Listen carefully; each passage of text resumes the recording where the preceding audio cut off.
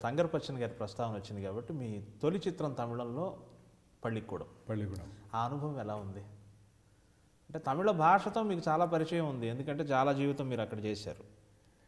అదే చెప్పాను కానీ నా తత్వం ఏదన్నా అనిపిస్తే తప్పు రైట్ అంటే వెంటనే మాట్లాడేస్తాను, మొహోటం లేకుండా మాడతాను, నిర్మోహోటంగా మాడతాను చెప్పాను కదండి.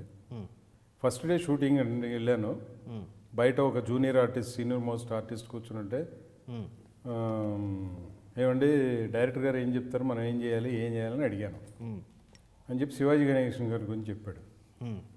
శివాజీ గణేశన్ గారు లొకేషన్కి రాగానే డైరెక్టర్ దగ్గరికి వెళ్ళి ఏంటి వాళ్ళ సీన్ ఏం తీస్తున్నారు సార్, ఇది అని చెప్తాడు డైరెక్టర్.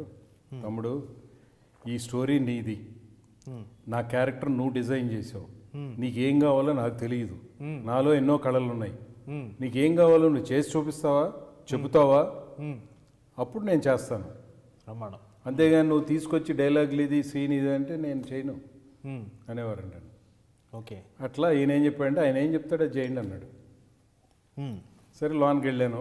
ఆయన ఏమంటే అక్కడి నుంచి మీరు అబ్బాయిని స్కూల్కి వెళ్ళమని డైలాగ్ ఇక్కడికి రాగానే చెప్పుకుంటా వస్తారు, డైలాగ్ చెప్పుకుంటా వచ్చి ఇస్త్రీ చేసి మళ్ళీ వాళ్ళ మీదకి వెళ్ళిపోయి వాళ్ళని ఏదో అనేసి వెళ్ళిపోయి మళ్ళీ గుమ్మం దగ్గర ఆగి మళ్ళీ రిటర్న్ వచ్చి ఏదో చెప్పేసి వెళ్ళిపోతారు. ఇది సరే డైలాగులు ప్రాక్టీస్ చేద్దామని అసోసియేట్ డైరెక్టర్ వస్తే లేదండి నాకు ప్రాక్టీస్ చేసే ప్రతిభ నాలో లేదు, కెమెరా పెట్టేసిన తర్వాత ఆటోమేటిక్ చేస్తానంటే లేదు సార్ అది లేదని చేస్తాను.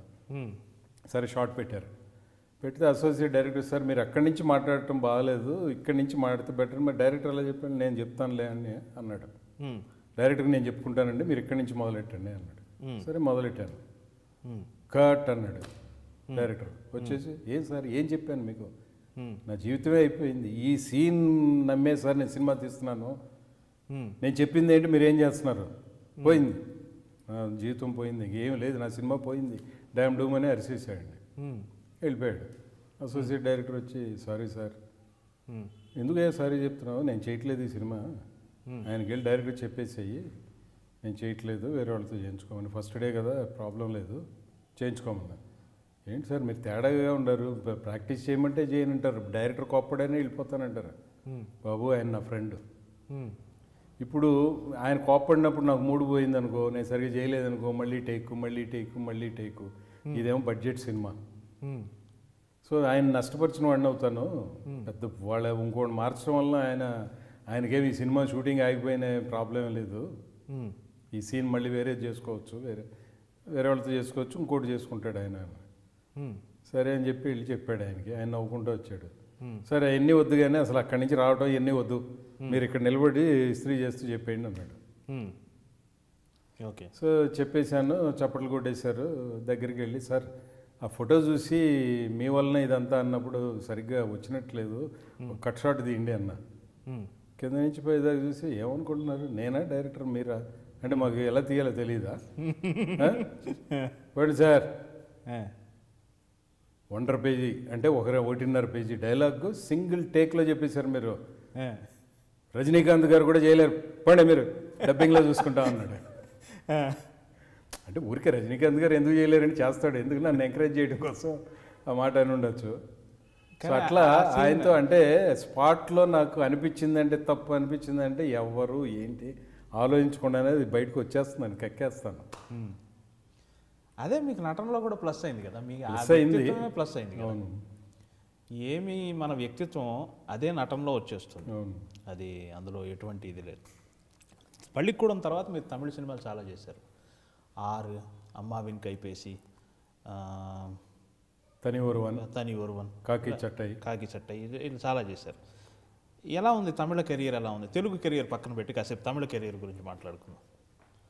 అంటే క్యారియర్గా చూడాలంటే తమిళ్, తెలుగు, తర్వాత మలయాళం చేశాను, మర్యాద రామన్న మలయాళంలో చేశాను, రీసెంట్గా ఒక కన్నడ సినిమా చేశాను. అసలు ఏది నేను ఎక్కించుకోనండి. ఒక మలయాళం ఎలా చేస్తే డబ్ తమిళ్ మీరే డబ్ చెప్తారా? లేదండి, ఓకే, వాళ్ళే డబ్బింగ్ వేరే వాళ్ళతో చెప్పించారు. నేను ప్రయత్నించాను, తమిళ్లో చెప్పాను కానీ వాడుకోలేదు, మలయాళం కూడా చెప్పాను కానీ వాడుకోలేదు. బట్ తమిళ సినిమా అనుభవాలు ఏంటంటే నేను ఏది మైండ్కి ఎక్కించుకోనండి, ఏది పిలిస్తే అది వెళ్ళటం, పని చేయటం, రావటం తప్పితే ఆ సినిమా ఆడుతుందా లేకపోతే ఆడదా లేకపోతే భయమో లేకపోతే ఏమవుతుందో ఇలాంటి ఏం పెట్టుకోనండి. నాకు డబ్బులు ఇచ్చారు, నేను డ్యూటీ చేశాను, ఇక అదంతా వాళ్ళ ఇష్టం. ఆ సినిమా సక్సెస్ చేయటం, ఎక్కడికి తీసుకెళ్ళాలో, ఏం చేయాలనేది వాళ్ళ బాధ్యత. అది నేను చేయాల్సిన డ్యూటీని పర్ఫెక్ట్గా చేయాలి, అది చేయటం అంతే తప్పితే ఏది అసలు మైండ్లో ఉండదండి. తమిళ ఇండస్ట్రీ స్వాగతించింది మిమ్మల్ని, అందులో డౌట్ లేదు. అలాగే తెలుగు ఇండస్ట్రీలో కూడా పరభాషా నటులు హిందీ నుంచి తమిళ నుంచి చాలామంది వచ్చి చేస్తున్నారు. అవును. కానీ ఇక్కడి నుంచి వెళ్ళి పక్క భాషల్లో జెండా ఎగరవేస్తున్న వాళ్ళు కొద్దిమంది. మహా చెప్తే కోట శ్రీనివాసరావు గారు, మీరంతే. ఈ పరభాషా నటులు మన భాషలో, మన తెలుగు భాషలో చేస్తూ మన వాళ్ళ అవకాశాలని కొంతవరకు కట్టడి చేస్తున్నారు అని ఒక అభిప్రాయం సర్వత్రా ఉంది. అంటే తెలుగు నటుడిగా, తెలుగు నటులలో ప్రసిద్ధ నటుడిగా మీకు అనిపించిందా ఇది? అంటే తప్పకుండా ఎవరికైనా అనిపిస్తుందండి. తమిళ్లో నేను చేసినప్పుడు తమిళియన్స్కి అనిపిస్తుంది, ఇప్పుడు నేను వెళ్ళి ఇంకో లాంగ్వేజ్ చేసినప్పుడు వాళ్ళకి అనిపిస్తుంది, ఇక్కడ నాకు అనిపిస్తుంది. కానీ తేడా ఏంటంటే మన తెలుగు ప్రజలు అంటే వాళ్ళ గొప్పతనానికి అనుకోవాలో, ఆ గొప్పతనం మాకు బాధగా మాకు లాస్ అనుకోవాలో అనేది వదిలేస్తే, పరభాషా నటుడు ఇక్కడ వచ్చి తెలుగులో డబ్బింగ్ చెప్తే మనం ప్రజలు స్వీకరిస్తున్నారు.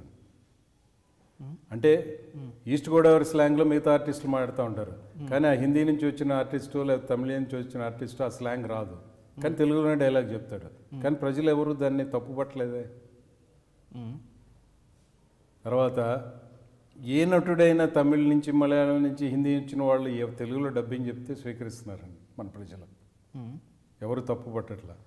సో ప్రజలు తప్పు పట్టుకోకుండా ప్రజలు పరభాషా నటులు వస్తే మేము సినిమా చూడడం అనే తత్వం అనేట్లాంటి ఏమీ లేని ఫీలింగ్లు పోయి నేను ఫీల్ అయ్యే ప్రయోజనం ఏంటండి? అదే తమిళ్లో, మలయాళంలో నా సొంత ఖర్చులతో వెళ్ళి నేను డబ్బింగ్ చెప్తానండి, తమిళ్ చదవటం వచ్చు, నాకు తమిళ్ బాగా మాట్లాడతాను, మలయాళం కూడా నేను ప్రాక్టీస్ చేసి డబ్బింగ్ చెప్తాను, ఎందుకంటే కీరవాణి గారు నా వాయిస్ బాగుంటుందనే ఆయన పెట్టించి తెలుగులో చేయటం వల్లనే నా వాయిస్ ప్లస్ అయింది అని చెప్పి నేను చెప్తే, సరే అని రమ్మన్నారు, నా ఖర్చులతో వెళ్ళి డబ్బింగ్ చేసి చెప్పి వచ్చాను. కానీ దాన్ని వాడుకోలేదండి. అక్కడ వాళ్ళు ప్రాంతీయత, వాళ్ళ భాష మీద వాళ్ళ స్లాంగ్ని అలా చేయకపోతే ఒప్పుకోరండి. ఓకే, మీరు తెలుగు సినిమాల్లో ఒక ప్రాంతీయంలో జరుగుతుందండి స్టోరీ, అక్కడ ఏదో ఒక ముఖ్యమైన నటుడు మాత్రం ఆ స్లాంగ్ వాడతారు, మిగతా వాళ్ళంతా మామూలు డైలాగులు మామూలు స్లాంగ్లో మాట్లాడతారు, ఎవరు తప్పు పట్టట్లా. కానీ తమిళ్లో కానీ మిగతా లాంగ్వేజ్లో ఇప్పుడు మధురై ఉంది, ఆ మధురై స్లాంగ్ అంటే మొత్తం ఆర్టిస్టులు మధురై స్లాంగ్లోనే మాట్లాడతారండి. అంటే వాళ్ళకి అభిమానం, వాళ్ళ భాష మీద అంత అభిమానం ఉంది. ఓకే, మన వాళ్ళు ఏంటంటే, మన తెలుగు ప్రజలు ఏంటంటే అభిమానం ఉందో లేదో అనేది ముఖ్యం కాదండి, వాళ్ళు స్వీకరిస్తున్నారు. ఏదైనా సినిమాని సినిమాగా చూస్తున్నారు, ఎంటర్టైన్మెంట్ని ఎంటర్టైన్మెంట్గా చూస్తున్నారు, తీసుకుని సినిమా బాగుంది అనుకుని చూస్తున్నారండి. సో దానికి నేను ఫీల్ అయినంత మాత్రాన మార్పు చేయలేను కదండి. అది నా స్వార్థం కొద్దీ నేను ఫీల్ అవుతాను, అయ్యో నాకు ఇచ్చి ఉండొచ్చు కదా ఈ అవకాశం, వాళ్ళని ఎవరినో తీసుకొచ్చి చేయటం ఏంటి, ఆ ఖర్చులు పెట్టి. ఇంకా మిగతా వాళ్ళు అంటారండి ఆ ఖర్చులు ఈ ఖర్చులన్నీ రెఫరెన్స్లు మాట్లాడతారు. బట్ ప్రజలు ఏదైతే స్వీకరిస్తున్నారో దాన్ని ఖండించే హక్కు ఎవరికీ లేదండి.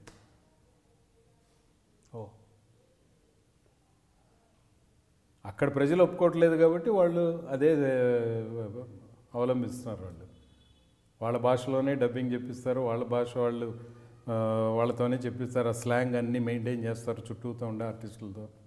అది వాళ్ళ తత్వం. అది మీరు అలా అంటున్నారు, కానీ అలా తెలుగులో డబ్బింగ్ చెప్పగలిగిన స్థాయి ఉన్న ఆర్టిస్టులు కూడా ఒక్కళ్ళో ఇద్దరు అంతే, మిగతా వాళ్ళందరూ లేదండి. ఈ మధ్య వచ్చిన సినిమాల్లో తమిళ నటులు ఎవరెవరైతే నటిస్తున్నారో అందరూ వాళ్ళే డబ్బింగ్ చెప్పించారు. ఓకే, మీరు తమిళ నటులు, నేను హిందీ నటులు చెప్తున్నాను. అదే తమిళ నటులు శంకర్ గారే చెప్పేస్తున్నారు. అందరూ తమిళనాడులో అందరూ తెలుగులోనే తెలుగు డబ్బింగ్ చెప్తున్నారు. తమిళ యాక్సెంట్ని కూడా మనం స్వీకరించేస్తున్నాం. మన వాళ్ళు యాక్సెంట్ అనుకోవట్లేదండి, వాళ్ళు ఎంతసేపు సినిమాని సినిమాగా చూస్తున్నారు. బాగుందా లేదా, బాగోకపోతే తీసేయి దొబ్బిందంటారు ఫస్ట్ మార్నింగ్ షోకి, బాగుందంటే ఎక్కడికో 100కి తీసుకెళ్తారు. ఓకే, అంతేగాని దాంట్లో పరభాషా నటుడు చేశాడా లేదా ఏదేం చేశారా అనేది ఉండదండి.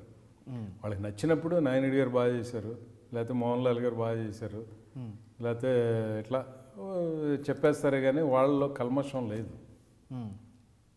భాష మీద ఈ భాష మన భాషనే వాడాలి, ఈ స్లాంగే వాడాలని వాళ్ళు డిమాండ్ చేయట్లే. చేయనప్పుడు నేను మాట్లాడితే అది హాస్యాస్పదం అవుతుంది కదండి. సెట్లో మీరు కలుసుకుంటూ ఉంటారు కదా, హిందీ నుంచి వచ్చేవాళ్ళు, తమిళ నుంచి వచ్చేవాళ్ళు. మీ మధ్య ఎలా ఉంటుంది, రిలేషన్ ఎలా ఉంటుంది?